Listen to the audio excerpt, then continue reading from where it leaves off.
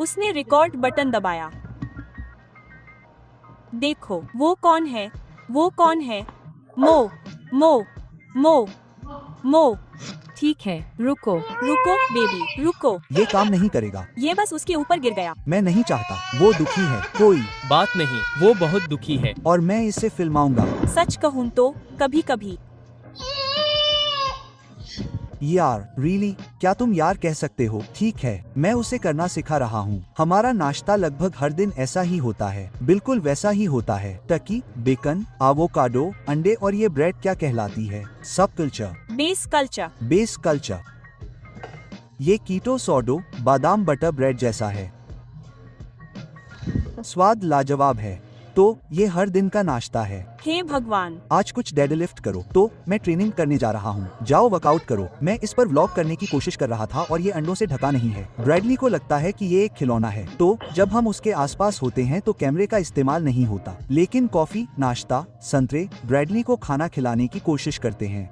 वह मेरे बगल में या मेरी प्लेट से खाना खाती है। मुझे आमतौर पर वहीं फर्श पर बैठना पड़ता है और फिर वह मेरे पास आती है और मेरी प्लेट में खाना ले आती है और खाती है, क्योंकि वह खाने में जिद्दी है और दुबली पतली है। लेकिन हम उसका वजन बढ़ा रहे हैं, उसे मेरे जैसी ही प्रक्रिया सिखा रहे हैं। तो हम हर दिन लगभग एक जैसा खाना खाते हैं। कॉडी मेरे लिए चिकन और चावल, मीटबॉल और मीट मैश किए हुए आलू बनाती है और हम उसे बस थोड़ा थोड़ा देते हैं, तो वह अच्छा खा रही है। आपको क्या लगता है बेबी?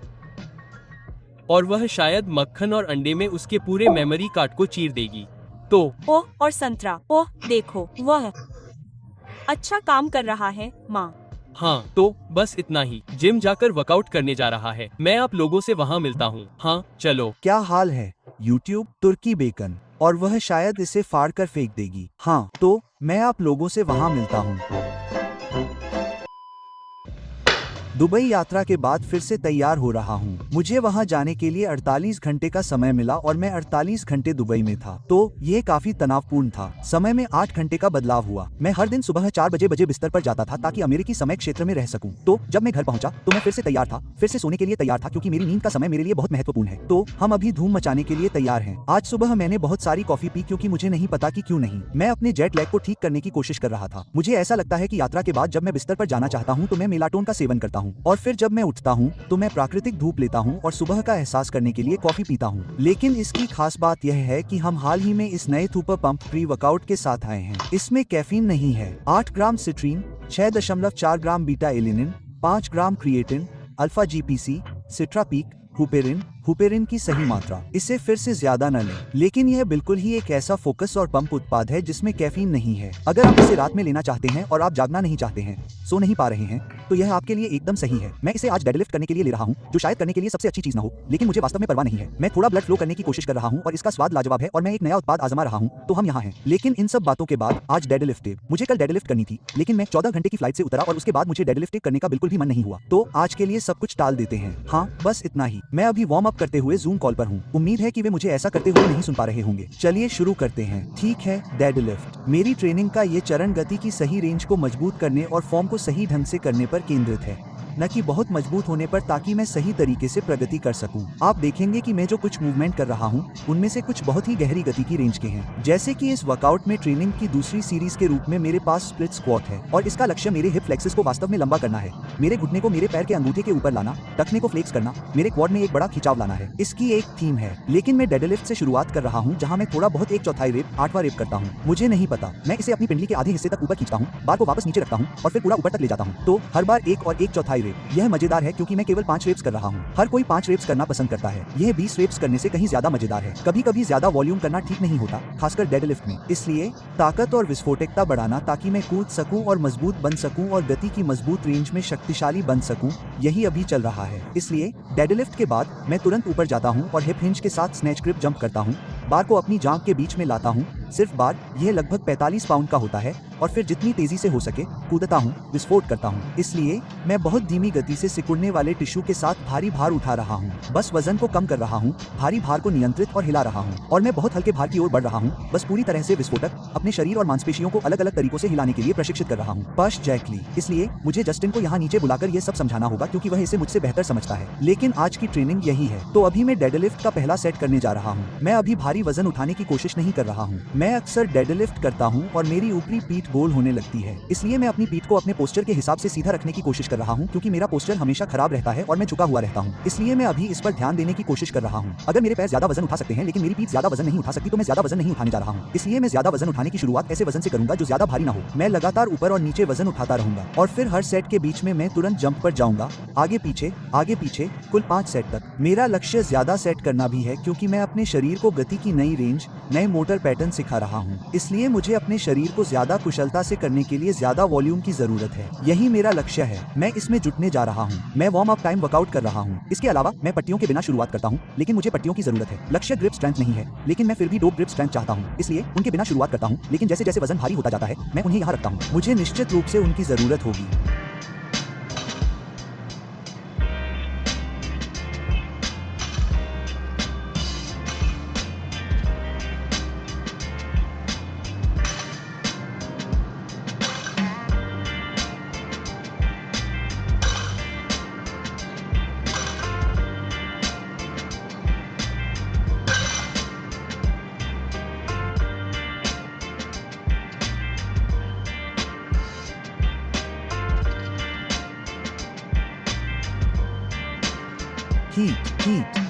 हीट।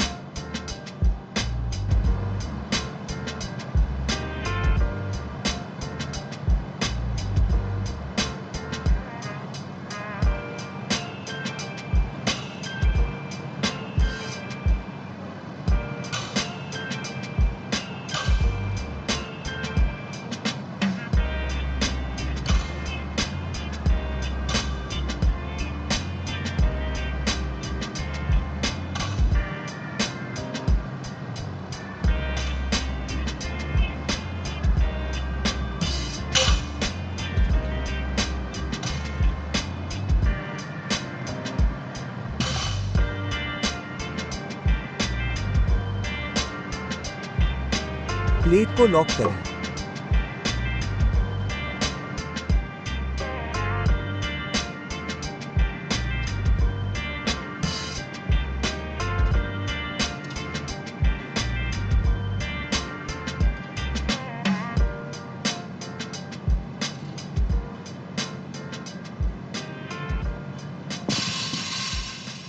ठीक है, तो क्राइक्रा range of motion split squats वर्तमान लक्ष्य है। मुझे लगता है कि यह एक ओजी चार्ल्स पॉलिन प्रकार का तरीका है जहां आप केवल घुटने को मोड़ते हैं, घुटनों को अपने पैर की उंगलियों पर ले जाते हैं। हिप फ्लेक्सर में एक पागल खिंचाव होता है जो कि मेरे बॉडी बिल्डिंग करियर में वास्तव में पहले कभी नहीं किया गया है, इसलिए मैं वास्तव में पागल वजन पर जोर नहीं दे रहा हूँ। अपने शरीर को सीधा रखने की कोशिश कर रहा हूँ, अपने पिछले पैर को सीधा और कड़ा रख रहा हूँ, इसलिए मैं अपने हिप फ्लेक्सर को फैला रहा हूँ और फिर अपने हैमस्ट्रिंग को अपने बछड़े में दबा रहा हूँ, अपने पैर को जमीन पर सपाट रखते हुए। यह उन तरीकों में से एक है जहाँ आप अभ्यास करते समय अपने पैर को ऊपर उठा सकते हैं, और मैं इसे 2 प्लेटों पर एक प्लेट पर रखकर करता था और अब मैं इसे फर्श पर लेटकर और सीधा करके कर रहा हूँ। लेकिन किस्मत से अब मेरी गतिशीलता काफी अच्छी है, काफी अच्छी। मैं इस पर काम कर रहा हूँ, तो इस पर संतुलन बनाना भी मेरे लिए मुश्किल है। पैर ऊपर किए बिना संतुलन बनाना और भी मुश्किल है। मुझे लगता है कि मुझे अभी भी अपने संतुलन पर काम करना है, तो अगर मैं गिर जाऊं तो मुझे जज मत करना, लेकिन बस इतना ही। अच्छा, गति की अद्भुत रेंज, बहुत ज्यादा वजन नहीं, उस स्ट्रेच में नीचे थोड़ा रुकना और फिर वापस ऊपर आना, उस घुटने को आगे और पीछे ले जाना, तो काम करना चाहिए। हीट एंड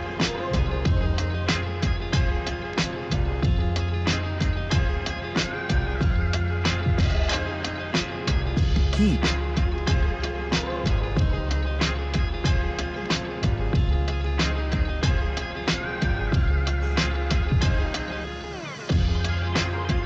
हीट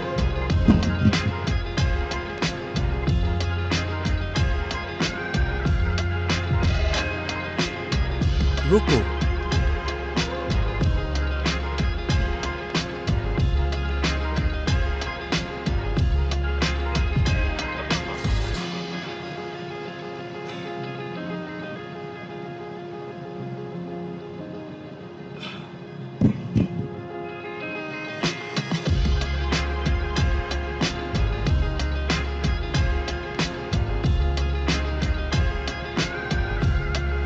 रुको।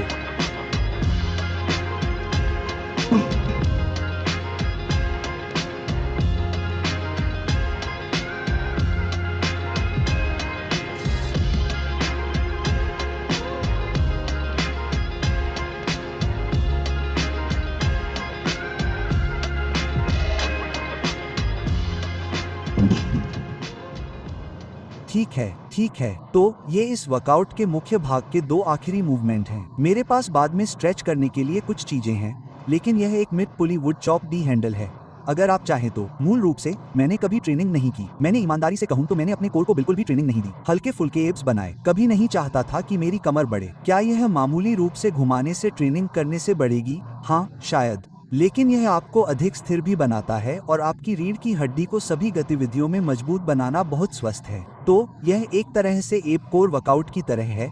शरीर को घुमाते हुए मैं अपने कोर को मजबूत कर रहा हूँ। तो जब मैं दौड़ रहा होता हूँ, बास्केटबॉल खेल रहा होता हूँ, भविष्य में अधिक क्रियाशील होने की कोशिश कर रहा होता हूँ, अपनी बेटी को बगल से उठाता हूँ, घुमाता हूँ, हिलाता हूँ, डेडलिफ्ट या स्क्वाट में सीधे एक तरफा हरकत के अलावा कुछ भी करता हूँ, मैं उसमें थोड़ा मजबूत और अधिक क्रियाशील होता हूँ। और फिर यह एक एबडक्शन ग्लूट किकबैक है। तो सीधे पीछे की ओर किक करने के बजाय जहाँ आप केवल अपने ग्लूट को फायर करने की कोशिश कर रहे हैं, मैं केबल के बगल में हूँ और मैं अपने पैर को अपहरण कर रहा हूँ। तो मैं अपने पैर को अंदर आने से रोकने की कोशिश कर रहा हूँ क्योंकि वजन मुझे पीछे की ओर खींच रहा है। गति की उस सीमा से गुजरते हुए अपने ग्लूट को मजबूत करना, क्योंकि फिर से मैंने जो कुछ भी किया वह बहुत लंबे समय तक गति की एक बहुत ही रैखिक सीमा के लिए सीधी गति की सीमा में था, आप इसे जो भी कहना चाहें। तो ये 2 छोटे स्ट्रेच करने जा रहा हूँ और फिर कुछ खाने जा रहा हूँ क्योंकि तुम हमेशा भूखे रहते हो।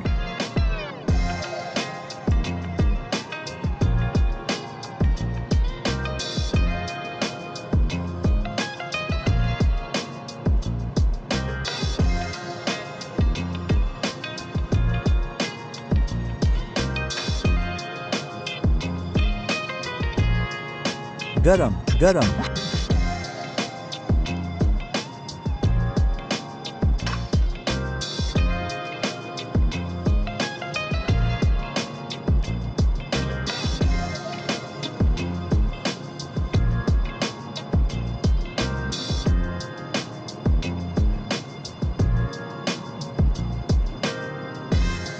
गरम गरम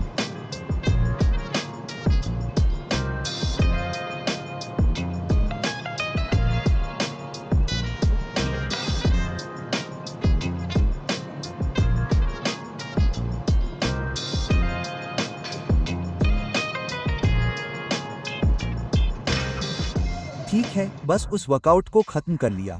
मैंने अभी एक भयानक गलती की कि मैंने एक बोतल में डार्क चॉकलेट वे डाल दिया जिसमें एकास और प्री वर्कआउट था और मैंने उसे धोया नहीं था। तो मुझे थोड़ा सा फ्रूट स्वीट फ्लेवर वाला डार्क चॉकलेट प्रोटीन मिला, लेकिन ईमानदारी से कहूं तो इसका स्वाद उतना भी बुरा नहीं है। इसे नजरअंदाज कर दो क्योंकि फ्लेवर से ज्यादा जरूरी है गेन्स। उस वर्कआउट का दूसरा रैप। मूल रूप से अभी मेरा स्प्लिट कैसा दिखता है?